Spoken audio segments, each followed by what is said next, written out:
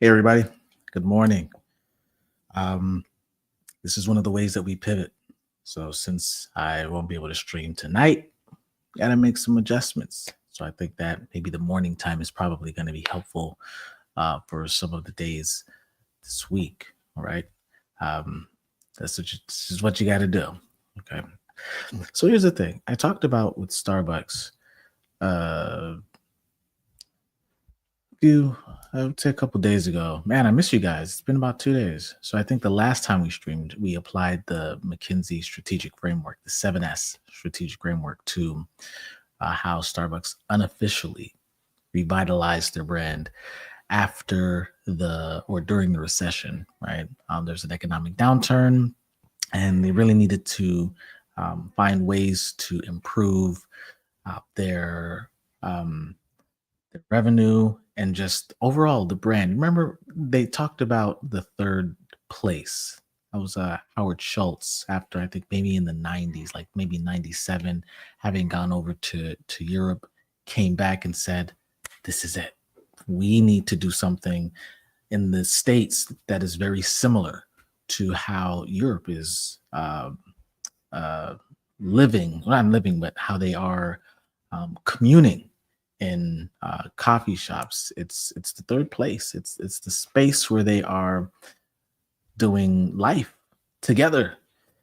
Simple concept, right? And I think what's happening is that in this digital era, and I don't even want to call it the digital era, but y'all, it's becoming more and more digital. So what's happening is there. I mean, now more than ever, I think even for myself, the last time that I went to Starbucks, um, I'm pretty sure I used a mobile order. The third place is beginning to erode. And so, or not even beginning to, but it has, or perhaps maybe evolved. So, what we're going to do is we're going to use the same McKinsey framework. This is kind of an oversimplified version, right? But we're going to use the McKinsey framework to how they should officially apply the 7S strategy to actually revitalize the third place. So before it was really revitalizing the brand overall. Now it needs to revitalize the third place specifically. So we're gonna just kind of take a look here with some parallels of what we've kind of done before. So I can pull it up. So remember how when we looked at overall, what they were looking to do was remember revitalizing the brand, focusing on customer experience, operational efficiency was a big one, but with strategy, so the two biggest ones were focusing on premium coffee, that third place, right, and then product diversification. When it came to the structure, really having our regional stores take ownership, so having regional autonomy, and then they switched from rapid expansion to that operational efficiency, which is one of the focuses here at the top. Then for systems, tech integration, remember we looked at some of the reward kind of loyalty programs that they had. It shifted. Did we like it? Many of us don't, but a lot of us don't like change until we kind of get used to it. Just imagine if the 2006 2007 Facebook stayed in the same place it was versus where it is now. I mean, I personally don't use Facebook at the moment, but the point is things evolve, things change, and so has the tech integration. But with that is the training, the barista training, and the customer service protocols that they've included. Shared values, right? The focus on an inclusive culture, community engagement. This right here, I think, is going to be major for the third place evolution. It's got to be, because right now, this is what's taking over. This is the third place right now. So, how do you compete with mobile orders? How do you compete with people that are just stopping to just grab their coffee and go? Or is America, the culture that we've set up, are we just not giving ourselves enough room, enough space in order to embrace a third place? That kind of rhymed. Skills, brand management is definitely a huge one to actually revitalize. their brand and to focus on, that customer experience. And then the style, we looked at Schultz's leadership approach, which is very empathetic and having the customer centric mindset, right? This is not just from Schultz, but this is coming from the leadership all the way down. And then when it came to staff, having a diverse workforce, making employees partners, or calling them or identifying them as partners, not employees. Okay. Um, so let me see here. Right now, the current CEO of Starbucks is Brian Nickel. So Brian, sir, you've got some work to do. Schultz came in and he introduced the third place, but now it's time for us to revitalize it. So we're going to go back to the top here and got a spot here that's labeled for the third place, right? Now, there's some misalignments that are going on. So what I'm going to do is I'm just going to take another green one here, and we're going to make this huge because my suspicion, I have a hunch that community is going to be where it's at. Finding different ways. I don't know how they're going to do it. But they got to find a way. They got to find a way to do it.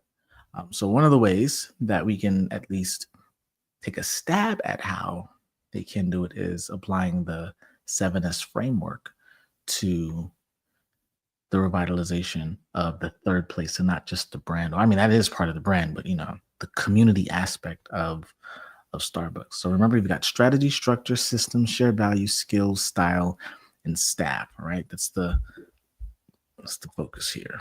Right. These 7, and it always, right, because right now there is a misalignment that's happening. There's a misalignment. So what we want to do is we want to focus on making that and I might actually make this red because right now that is a huge misalignment.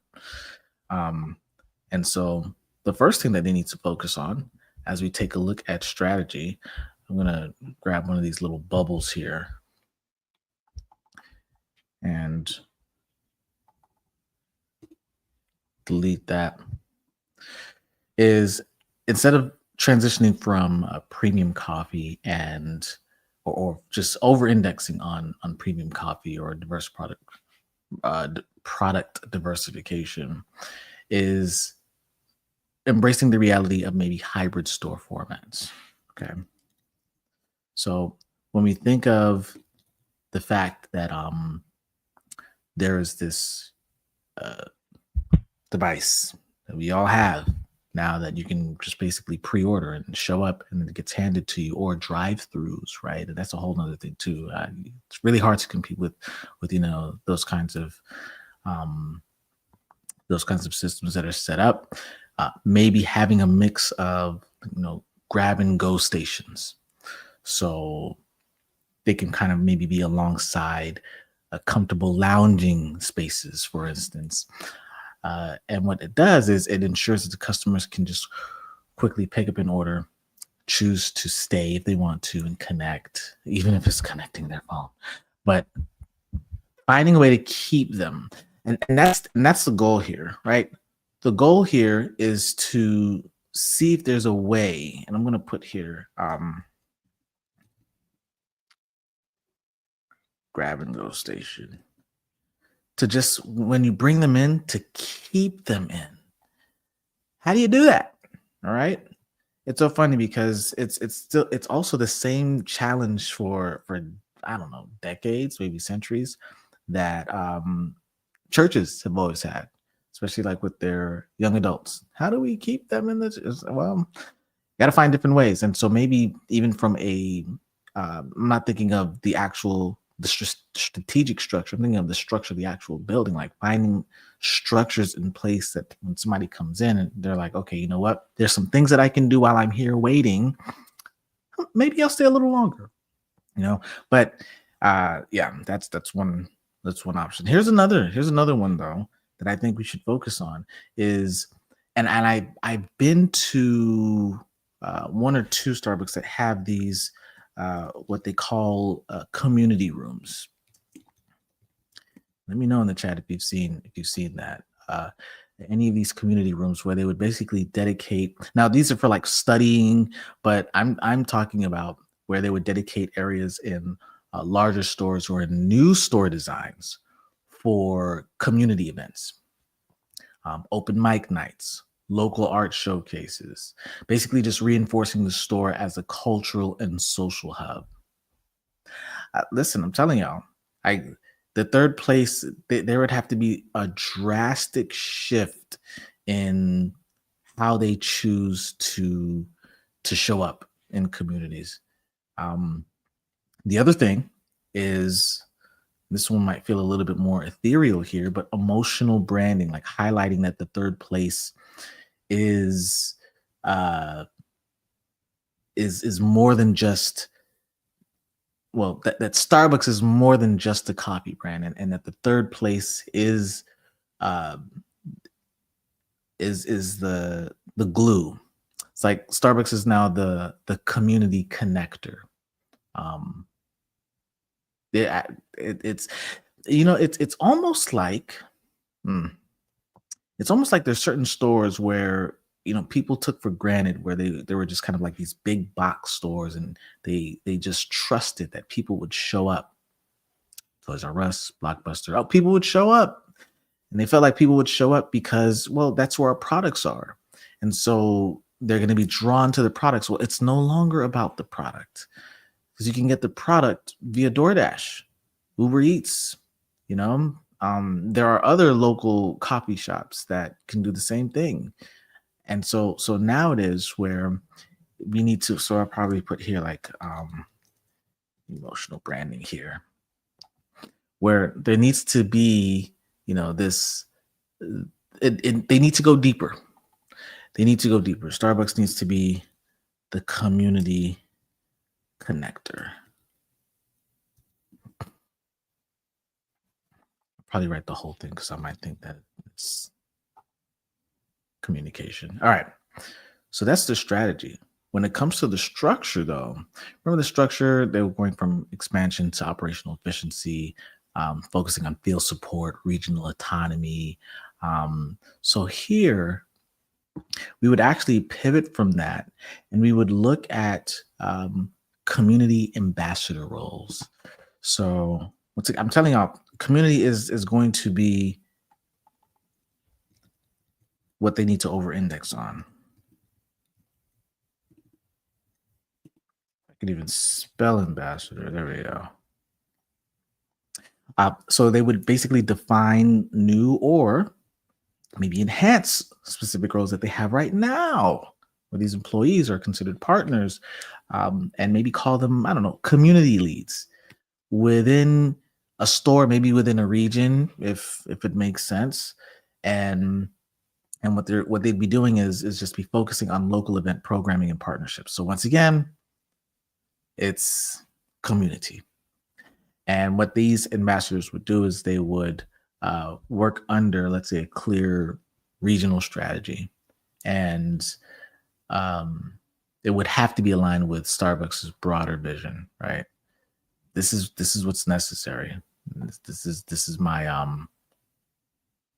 this is what I would suggest is probably going to be super helpful, is that you have individuals who are focused or who are over indexed on community versus just customer service. Now you need both. Another thing that you can focus on is, when we're looking at structure, is these feedback loops. So there should be like more direct. So I don't know if we would like, are they more enhanced? I don't know, but definitely there are going to be like these direct channels for baristas and store managers to reconsider, like store layouts, menus, event ideas. So here's the thing: it's like they're shifting from the autonomy being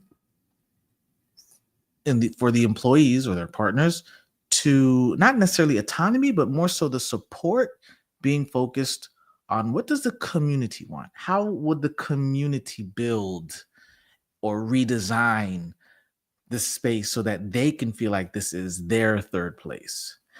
That's a major shift, and also takes a lot of trust. So even though we have feedback loops here, we'll probably put just no, for sake of community autonomy. Um, that that takes trust. That takes trust. Can you imagine entrusting your franchise to like where the community thinks? I mean, what I would also put up here then, if that's the case, is not just community, right? And of course, you know, this is part of my background. They really have to consider how are people showing up? How are they actually using not just the digital product, right? Like the loyalty programs and how they're ordering, but how are they using the physical product as well? Oftentimes, when people think about user experience, they only think about the digital space, but the physical space is also just as important. Okay, so remember when we looked at systems, barista training, supply chain excellence, tech integration. So what we would then focus on is we would pivot. We would have, and we may need to develop re reinvented training manuals for employees that focus on specifically the third place, like third place training. Third place training manuals. Mr. Nichols, I hope you're listening. And this is where persons would learn how to facilitate a welcoming environment beyond just technical coffee making skills. All right.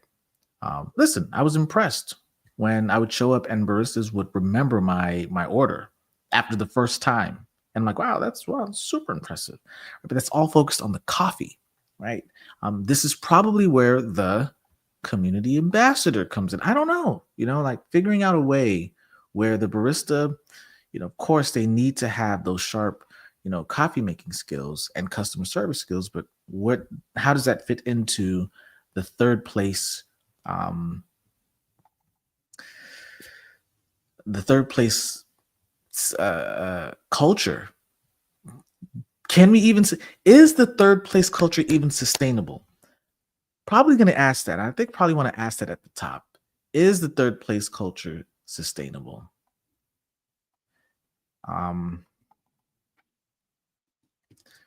Is it even sustainable in the US? Maybe. Maybe it just needs to be reinvented. Maybe things just need to be changed. But it feels very dramatic. Is it sustainable in the US? Okay, maybe that's a little better. All right. So this is going to be super important because this is how we start to think about just the market and where the market is, right? Because you can set up this entire 7S structure, but if the market don't want it, then we ain't trying to give what the market don't want. Okay. Here's the other thing too, though. Instead of just using Starbucks apps for just orders and rewards, what if they used it for the localized happenings? And I want to say that I've seen this before, but maybe they need to over-index on that. So we're talking about, once again, community events, live music. So bridging the gap between the online and offline customer experiences.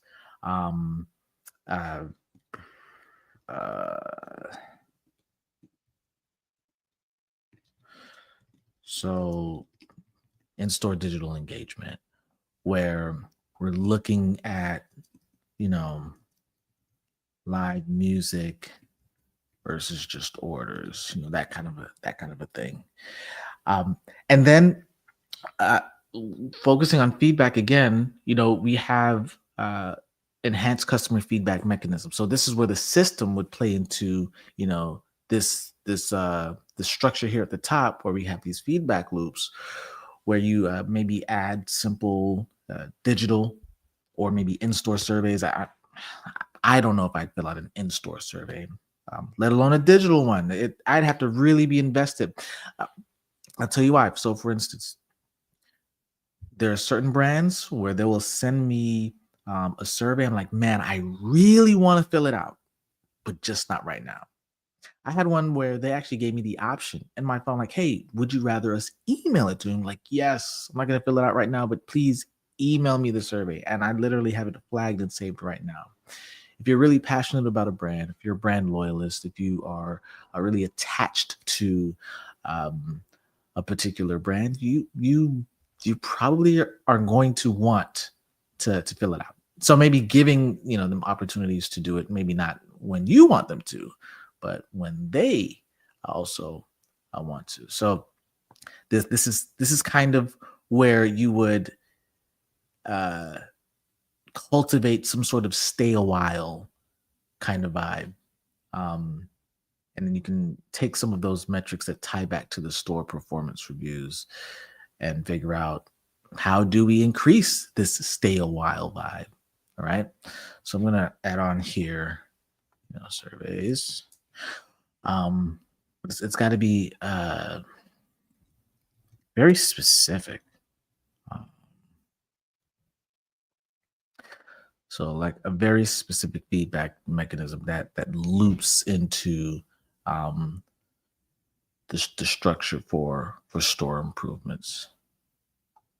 So for here, I'd put here store improvements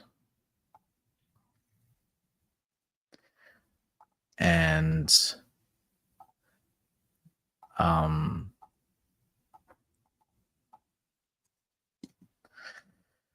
online, offline. We need the system in place in order for that to take hold. Okay, so shared values. This is all we looked at before. The shared values, it focused on their mission statement. Remember, the mission statement was to inspire and nurture the human spirit, one person, one cup, one neighborhood at a time. Beautiful, beautiful mission statement that would go into this uh, bubble right here. We looked at them having the inclusive culture, them having long promoted diversity, and the fact that employees are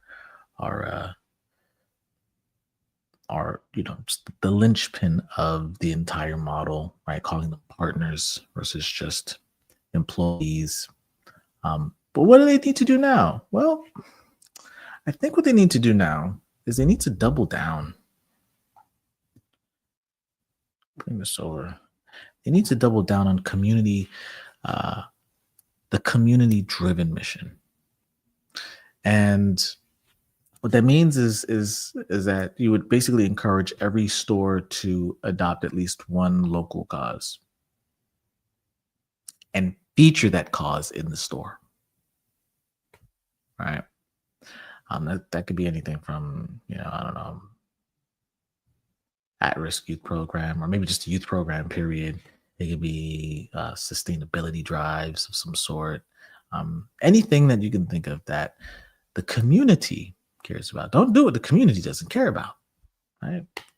Now, I want to say, well, if the community doesn't care about sustainability, don't do it. So maybe there's some things that you can make the community aware of so that they can start considering caring about it, right? But start where they are. All right. So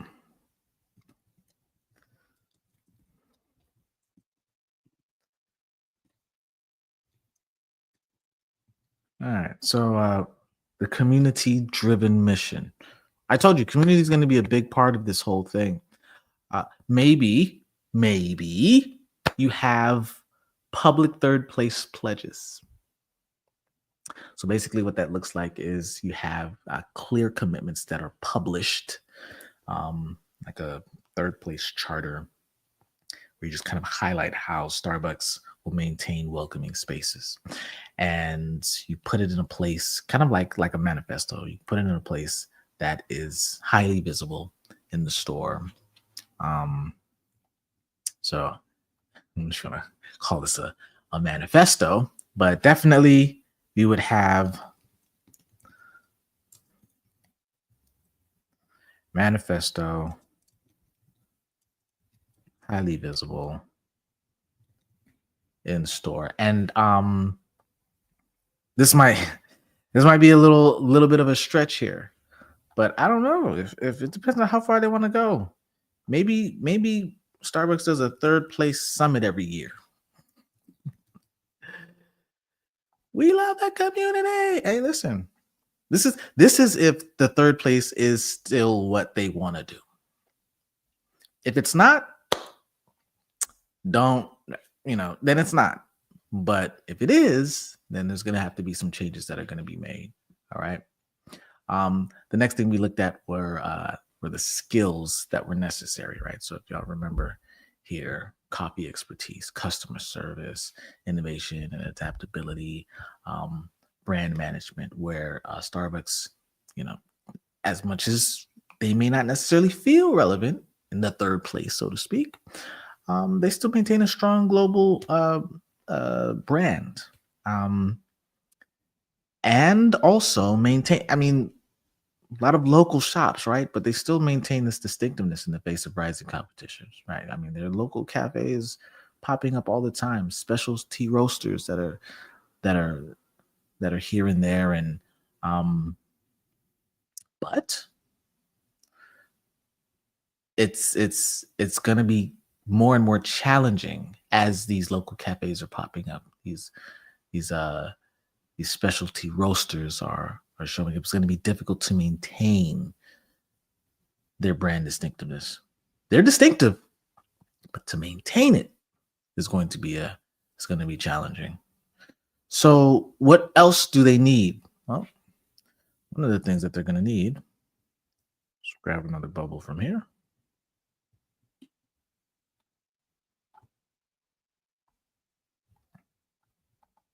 Remember, it's all about community, y'all. So having like a hospitality focus and um maybe skill set. And with this hospitality focused skill set, you basically expand the barista, expand the manager's training to include conflict resolution. I'm pretty sure they have a lot of this already. But community building, what does that look like? Host skills. So instead of being behind the counter and saying, "Hey, welcome to Starbucks," maybe there needs to be somebody at the door now. Things like that. Basically empowering the the employees to facilitate conversation, if necessary. Listen, not people go into for conversation. At least especially when they're getting into the groove of productivity. But maybe when they're first entering and just kind of waiting in line. What do you do while you're waiting in line? Kind of like the dilemma that Disney World had, right? Like, how can we create just as much of an anticipatory experience with people waiting in line versus when they actually get on the ride? Like, the lines are just as much of the experience as the actual rides themselves.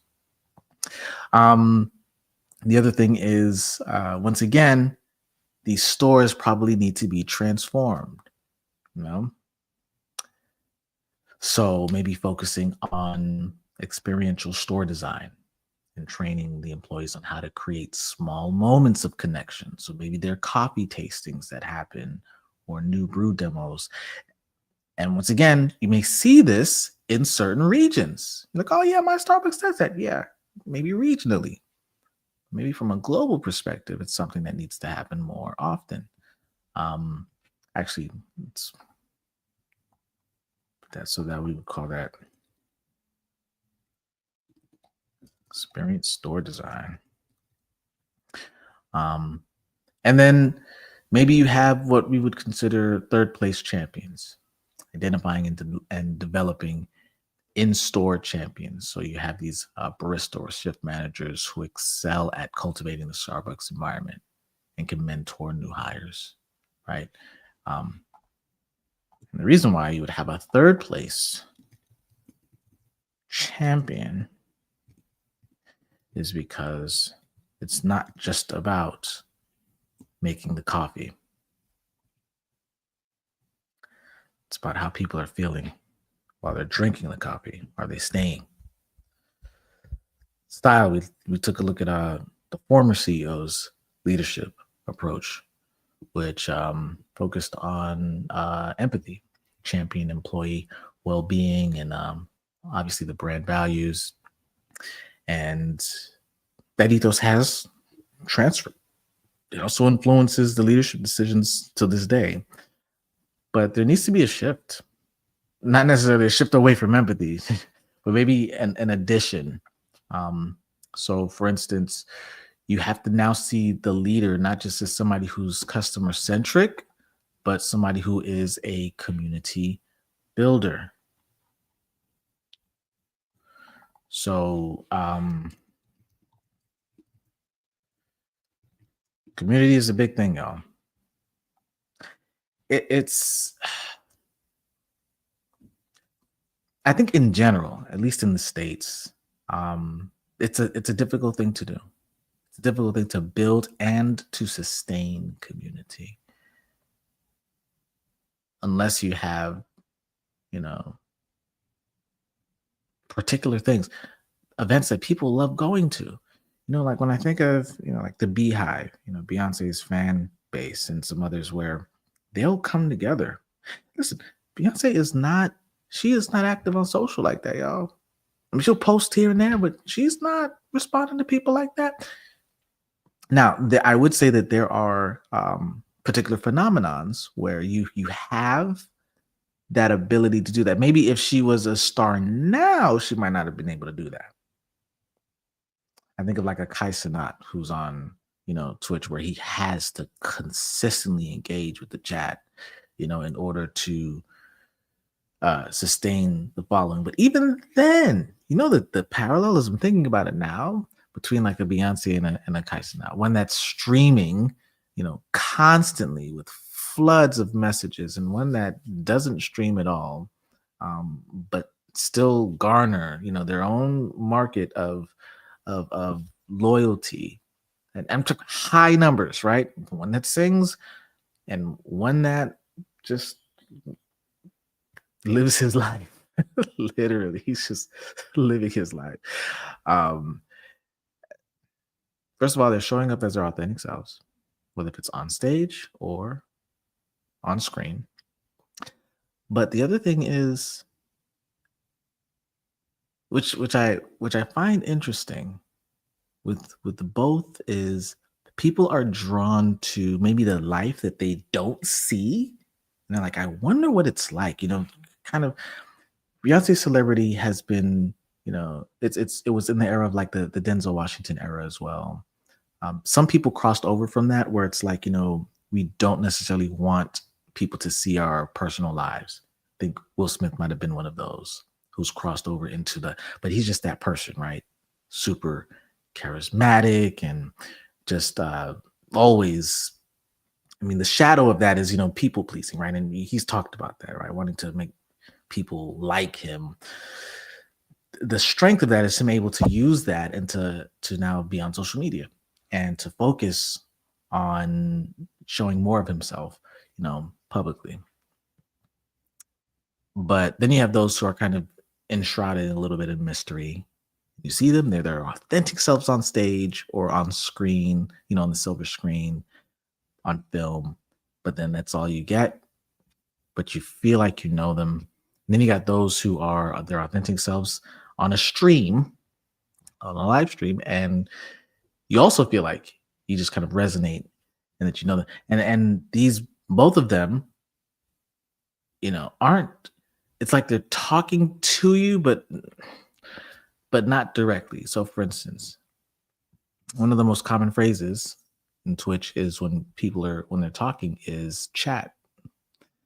They're literally saying, chat, what should I do? What should I do, chat? And it's not necessarily looking at a specific person and calling that individual out and identifying them.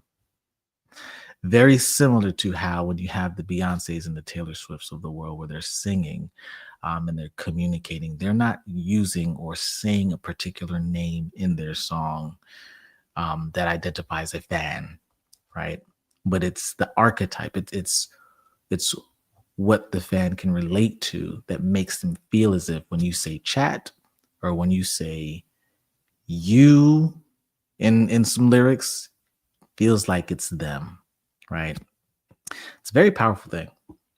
Um, anyway, I, I was just kind of thinking about that. But as a community builder, you have the ability to do that. So you'd have, like in Starbucks, you'd have regional directors, store managers that would model behaviors that prioritize human connection.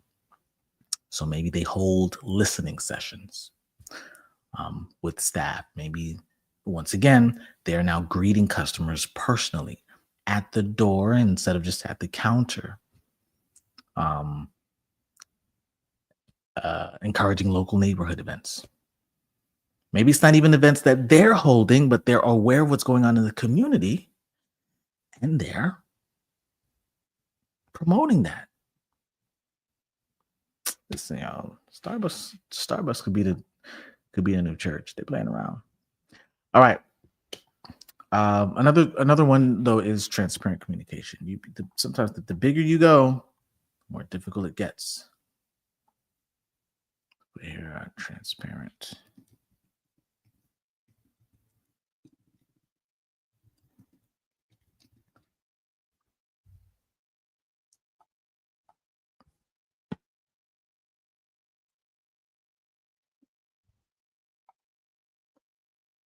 Transparent communication is major here. Um,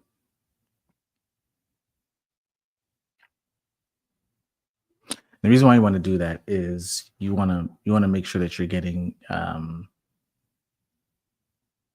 I think it works both ways. You can get customer feedback that's hopefully more clear. You can keep partners informed about what's going on, about store level performance goals related to the third place, right? Which is super important. Another one, though, that I would add here is celebrating. Show you here. Let me see if there we go. Celebrating the successes. So, yeah, there we go. Why is that important? Remember we talked about high achievers. We're always thinking about the next thing. Like, what's the next thing?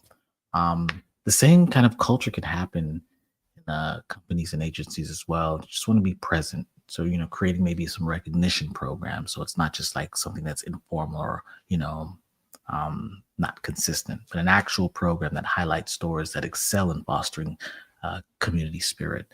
That's huge. That is huge. All right. I would say, especially in community spirit. All right. Last but not least, and we looked at how employees are identified as partners, how the workforce is diverse. But now what we want to do is we want to empower. I'm just going to just drag it from here, change the color from here. We want to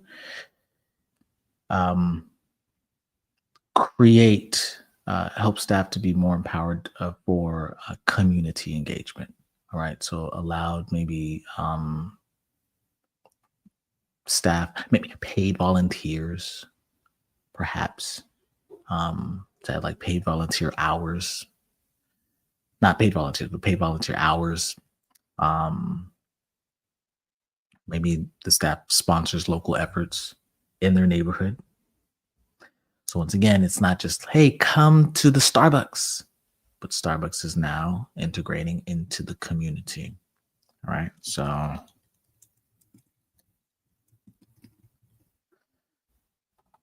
this is because you know what the problem is? Let me tell you what the problem is.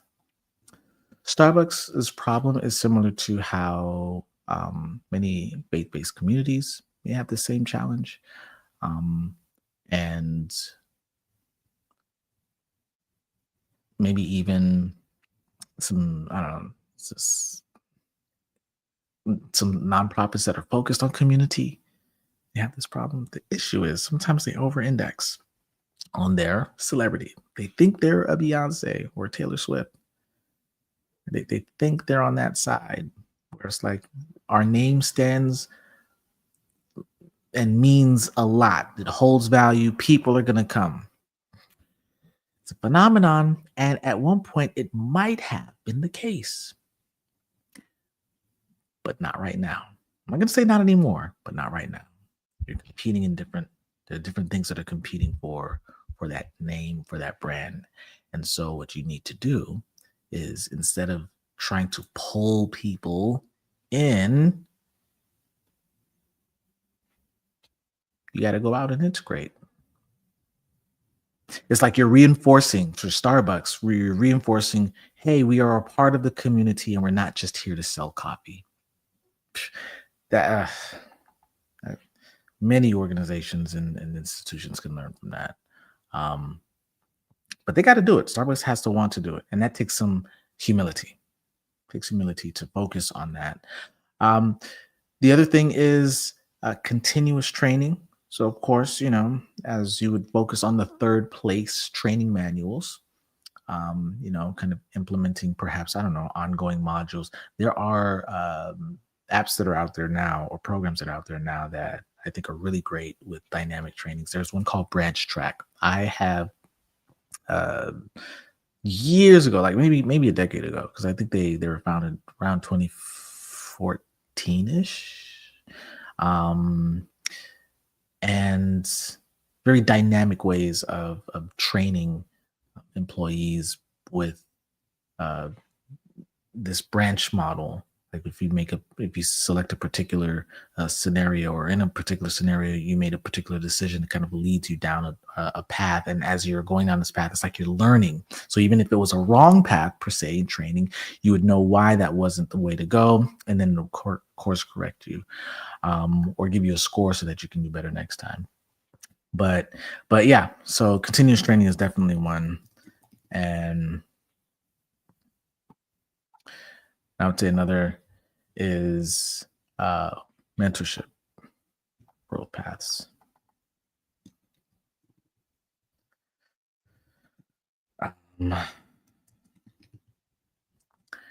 So maybe there is a formal introduction of a mentorship system where you just pair new partners or employees with experienced third place advocates on cultural knowledge and emotional intelligence skills. EQ is huge. It has to be, especially now as AI continues to rise. There are going to be some human elements that we're just going to need more now than ever. So this is what it would look like. This is the 7S framework for revitalizing the brand. This is the 7S framework for the community. All right. Actually, I want to take all of this and put it under.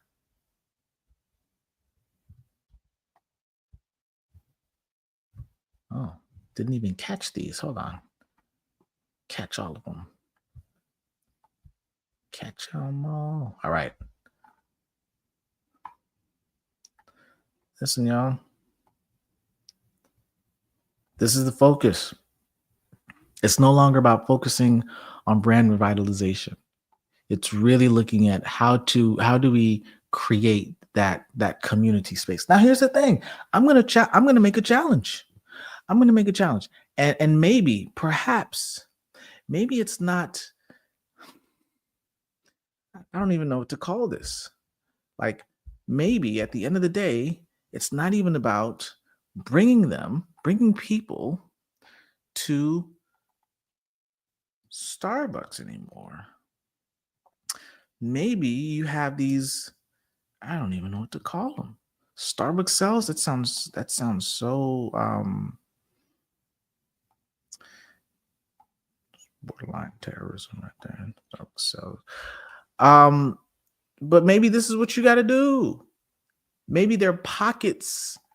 Y'all help me find a better word for Starbucks cells. But y'all got to find pockets in the community so that even though there is an actual place where people can go to be the third place, maybe it's no longer the third place. Maybe we now have Or maybe we need to evolve to a fourth place. Maybe it's like the fourth dimension of community, where it's all around. It's everywhere you look. Now, I'm not saying that I want Starbucks to be that, but I'm just saying, how do they evolve? Maybe there is a fourth place. So, quick review. One of the strategies is Starbucks, they have to go hybrid, some grab and go stations, right? People are already coming in with their phones for the mobile order. How do you convince them to stay maybe a little bit longer or to come in on a night? Listen, clubs, lounges, and bars, they're still around. People are still coming in. All right. So maybe they're doing things that are not during the typical working hours where people are drinking coffee. But I know coffee is a thing. But once again, Europe, Middle East, Africa, China, like it's different. It's different. Coffee and cafes are different than how they are here. Like we introduced the idea from, but overseas they see community as the staple and coffee as the thing that kind of keeps them there, versus we are making coffee the thing that tries to bring us together, is my conjecture. Having community ambassadors, making sure that a feedback loop is included so that you have individuals who are no longer, it's no longer regional, but it's more community focused, where they are the ones saying, here's what we think the store should be redesigned as, or what should be included. Nothing hurts to ask them. It just takes trust to do that, right? You need to have a system in order for that to happen, though. You need to have a feedback mechanism, both online and offline, mobile and in person. Third place training manuals. Talked about the digital engagement for in-store. So now your mobile apps is not just focusing on the orders, but it's focusing on live events. What's the happenings? What's going on in the community? Shared values. So yes, we still want to have, empathy and treating employees as partners, but you got to go a little bit deeper. Focus on the community side of the mission. Having some, crazy third place summit, where people are just showing up and this is where you would have to have people who are just extremely passionate about community. Manifestos, something that's highly visible in the store where people can see, like, okay, this is part of, the visual part of the brand, where people walk in and not only do they see the manifesto, but they can feel the manifesto. Experience store designs or redesigns. How do they need to change these things? Who do they need to put in the front of the stores as hosts, or just as opposed to just behind the counter, just focusing on coffee? Now you need to focus on the people. We talked about transparent communication, but this is another one. Leader as community builder. This is huge. Third place champion. I think this is going to be huge. This is a big one. I would put the third place training over the feed. Well, maybe the feedback mechanism. Actually, I'd probably put that. It's major. Ambassador roles. Although it's just the UX in me, y'all. That's more important. I mean, if I had to prioritize, this I think is super important. He's like, well, what about the emotional branding? Yeah. But I'm thinking about the actual space too, though. When you come in and you're like, oh yeah, what's going on in there? Oh yeah, got an open mic, yo. And then that way, people who are still wanting to listen to the little cafe jazz while they're working, don't necessarily get disrupted by the people who are coming in. But maybe the whole thing needs to be like, yo, we shutting it down because tonight is open mic night, and then it's like the whole store is focused on that. I've seen that before too. All right. Some of this is not new. Once again, it's just how it's being like how it's being integrated as a brand. All right. Um, and then the empowerment for community engagement, obviously, is a big one here. That's it, y'all. But maybe this all leads to a fourth place instead. Instead of trying to rehash, rework the actual store itself, there's got to be a better word for sales. This sounds too what would we call them? What would we call them? I don't even know what we call them, but it's okay. Somebody's gonna drop a comment at some point, and y'all help me out on that. Okay. But for now, sorry, cubby holes. What would it be? What would it be? Like community pockets. I don't know. All right. That's it. Let me stop sharing. All right, y'all. So that's it. That's it. You'll see that some of these challenges, especially now that mobile devices are becoming more and more integrate. Like it's literally you'd have to surgically remove this from a lot of us from our hands because of just how this has become the third place. The smartphone has become our third place. How do we compete with that? Starbucks is not necessarily competing with just local cafes anymore. They're competing with their own customers, their attention. All right. And yeah, you got to find a way. Life always finds a way. Isn't that a Jurassic? It's a Jurassic Park quote. But life finds a way, something like that. But it will. These brands will find a way, or they won't, and they'll die. And they'll become another, extinct species that, will wish that they did something drastic in order to retain and to grow their customer base. All right, y'all. Hope this was helpful. I said I was going to come back to it, so I came back to it. Yeah, got a little bit deeper. And if anything else comes up, though, I'll probably revisit it again. This is where it is. This is what it's for. Me doing these streams is for me to not feel like it's just about creating content and then moving to the next thing. I have the ability to go back and to dive in and to rehash or to, and of course, if there are any questions or anything that you guys want me to dive into, let me dive into it. So, all right, wonderful people. You guys have an amazing Thursday. I will see y'all in the next stream.